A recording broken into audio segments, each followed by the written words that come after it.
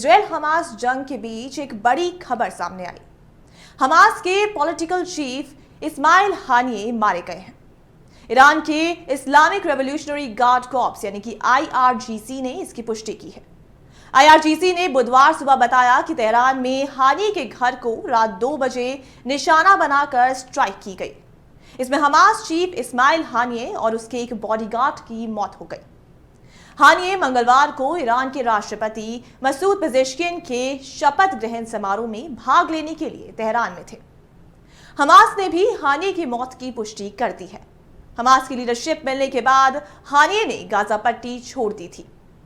Times of Israel की report के मुताबिक हानिये की हत्या की जिम्मेदारी अभी तक किसी ने नहीं ली है।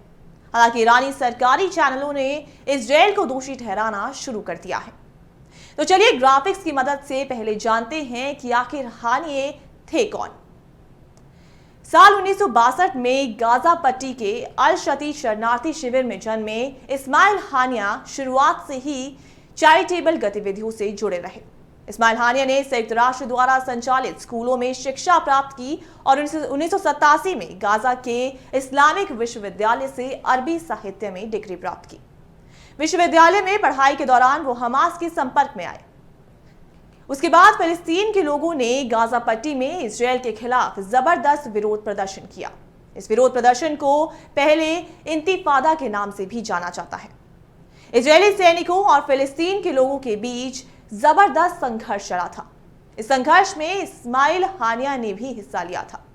संघर्ष में शामिल होने की वजह इजराइल ने इस्माइल हानिया को जेल की सजा सुनाई थी।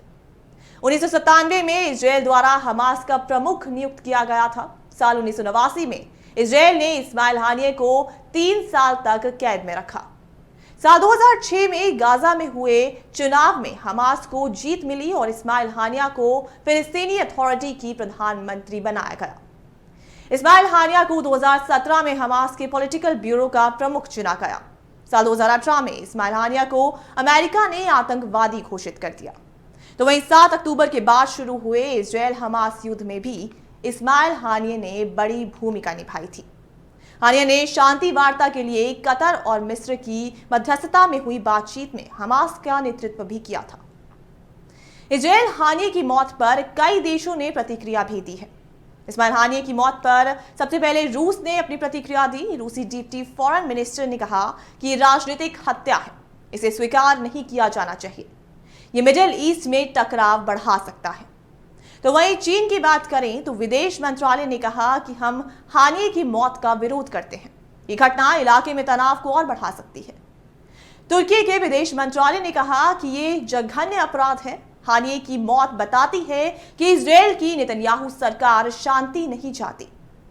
ईरान की बात करें तो विदेश मंत्रालय ने कहा कि हानिये की हत्या ईरान और फिलिस्तीन के बीच रिश्ते को और मजबूत करेगी। हानिये की शहादत बेकार नहीं जाएगी। कतर के विदेश मंत्रालय ने कहा कि ये एक जघन्य अपराध है जिससे इलाके में तनाव और ज्यादा बढ़ सकता है। इजराइल गाजा में लगातार आम नागरिकों को निशाना बना रहा है जिससे पूरे क्षेत्र में अराजकता फैल रही है। वहीं अगर अब बात करें अमेरिका की तो हानिये की मौत के बाद अमेरिकी रक्षा सचिव लॉयड ऑस्टिन ने कहा कि अगर इजराइल पर हमला होता है तो अमेरिका उसकी मदद करेगा।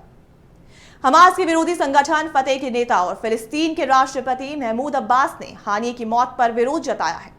उन्होंने इजराइल को हानिये की मौत का जिम्मेदार ठहराया। चीन ने 8 दिन पहले ही फतेह और हमास के बीच दोस्ती कराई थी। दोनों संगठनों ने जंग के बाद एक साथ फिलिस्तीन को चलाने का फैसला भी किया था। तो वहीं रिपोर्ट के मुताबिक ईरान सुप्रीम लीडर खमेनेई के घर पर सिक्योरिटी काउंसिल की इमरजेंसी बैठक हुई। ऐसी बैठक बहुत गंभीर परिस्थितियों में ही होती है। बैठक में ईरान के कुछ कमांडर भी मौजूद हैं। ईरान में हानिये पर हुए हमले से वहां के बड़े नेताओं की सिक्योरिटी को लेकर भी सवाल उठे। हमले से चंद घंटे पहले ही ईरान के टॉप लीडर हानिये के करीब थे। ईरान के राष्ट्रपति मसूद पेजेश्कियन ने इजराइल को धमकी दी है। हानिये की मौत के बाद पेजेश्कियन ने कहा कि हम उन्हें इस हमले पर पछताने के लिए मजबूर कर देंगे। ईरान अपनी संप्रभुता और गरिमा की रक्षा जरूर करेगा। तो देखना है कि इजराइल हमास जंग के बीच ये खबर अब आगे चलकर क्या मोड़ लेती है।